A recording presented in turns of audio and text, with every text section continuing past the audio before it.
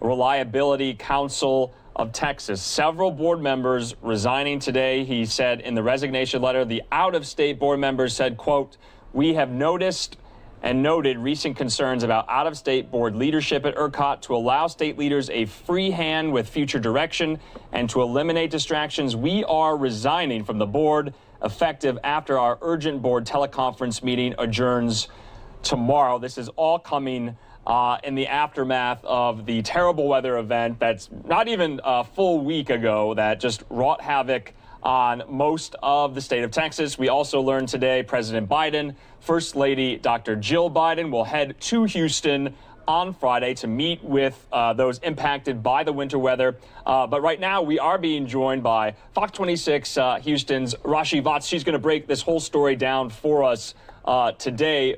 You know, Rashi, my first question, though, why were these members on the board from out of state? Why aren't they Texas-based? Well, that's a good question. So today I did speak with someone who used to work with the Public Utilities Commission, and they're sort of over ERCOT, and they're the ones that go over our grid, and they're the ones that regulate everything in terms of the electricity when that's concerned. So she was giving me some unique perspective in the fact that these other people who are part of the board, and there are 4 members, another one that is resigning was going to fill a vacant position but decided not to do that. So when you hear that number 5, that's where that total is coming from.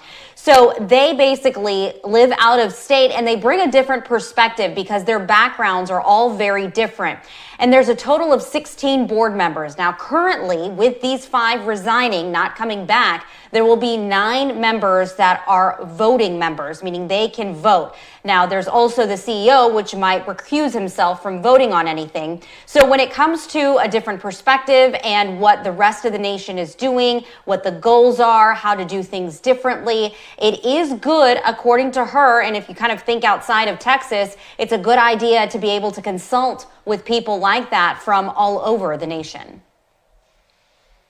And Rashi, we just want to note to our viewers as well that ERCOT service is fully back to normal operations. It's no longer in this emergency scenario with these emergency conditions. One of the other questions I had for you, though, is there's been increasing talk of mounting possible civil litigation, criminal investigations that ERCOT could be facing in the wake of this disastrous weather event. Do you have any information on that, too? We've actually, Andrew, reported on some of those lawsuits that have already started popping up. And of course, we do centralize all of the stories right now in the Houston area, being based in Houston. But I can tell you that there are a lot that have come about, civil and criminal, and there will probably continue to be so. But the timeline that ERCOT is currently focusing on is the fact that these 5 members will be resigning tomorrow. And then Thursday, the Texas legislation will start their hearing on what exactly happened. And this perspective that I got with this energy expert also about how this investigation is going to last a long time. And what is very interesting is the fact that something like this happened back in 2011. In Texas, they were mandated, and also there were some laws suggesting winterization techniques, things to basically not have something like what happened last week happen, and none of that was really done. So you have to go back and look at what exactly happened and where the loopholes are. And to answer your question directly, there is litigation, there will continue to be, and it's just really, quite frankly, been very hard to get any information and any straight information really from ERCOT. And Rashi, while I have you, I just wanted to, we were playing out a press conference before we spoke to you from Dallas County officials there, kind of walking residents through how they can address some of these outrageous electricity bills that they've gotten in the wake of this. Can you kind of comment on that, why Texans are seeing that on their energy bills, and kind of what they can do about that, if there's any remedy? I don't know what you can speak to that. So this has been a huge concern for so many people, and actually today I was looking at how some of the people have started GoFundMe accounts because their bills are just outrageous. So one of the reasons why that's the case is because these energy companies, when they are not able to get their own power, they in their contract have said at some times that they can get power from other places. Now, that power is probably going to be, and electricity is going to be way more expensive than what they would be offering themselves. So that's why they're seeing that huge spike.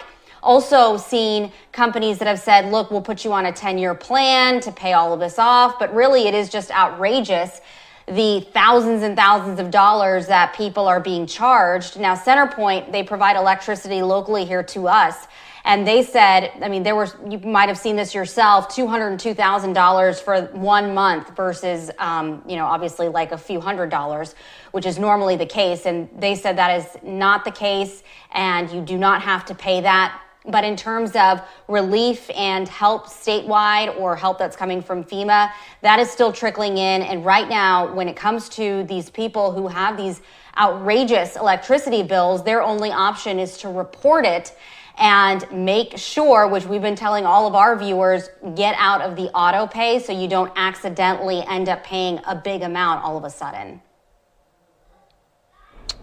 Yeah, Rashi, I was just reading before speaking to you that the price per megawatt went from about $50,000 to $9,000 in some cases, which is just insane. Just kind of staying with this story, lastly for you, I know you have to go, but give us a sense of what the feeling's like on the ground. We're almost a full week out of this extreme weather event that's just devastated many small businesses, many families there across Texas. How are, especially people there in Houston, how are they feeling? Are they still kind of anxious about this? Has life kind of gotten back to normal a little bit? We kind of sort of joke around because today the weather has been just gorgeous. It's like 75 degrees outside, and a week ago we were at 13 degrees. So that's kind of like the smiling moment we have here. But I have to tell you that Houstonians are really, really anxious and also just kind of frustrated, really, with having to deal with all of this unexpectedly and for so long. I mean, we had so many people die because of the lack of heat and the temperatures inside of a home. And this is another point that I'd want to bring about to the audience, is that when you heat your home, it takes more energy to cool your home down, because if you think about it, a comfortable temperature inside of our home would be maybe 70 degrees. And if it's outside 13 degrees, well, you're having to warm it up to that differential right there, versus the heat, which we're used to here.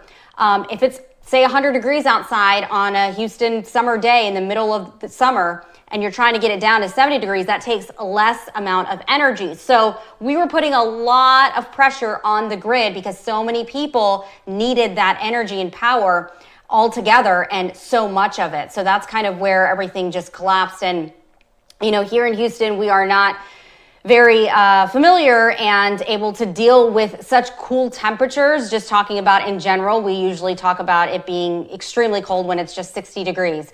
But when you go down to those single-digit temperatures or in the teens, it's awful. And also make note, in 2017, which was just 3-4 years ago, we were hit by Hurricane Harvey. So people are still waiting for that relief money from Hurricane Harvey, also Imelda. So I know recently the city said that they are putting together a relief fund for the winter storm.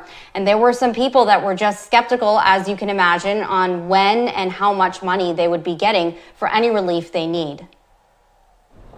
Yeah, Rashi, we also learned earlier today the IRS is extending the tax filing deadline for Texans, I believe until the middle of June. You should be expecting President Biden for a Friday visit to meet with those affected. We want to thank you for taking the time here on NewsNOW. We'll speak to you again. Thanks for joining us, Rashi. You bet. This is just a huge story we've been following for about a week and a half here, and we have the time to do it, and we're going to do it, and we break down these stories and really get into the crux and the issues at hand to explain to you exactly what's going on. So we're going to take a quick commercial break. I'm Andrew Kraft. This is NewsNOW from Fox. We have a lot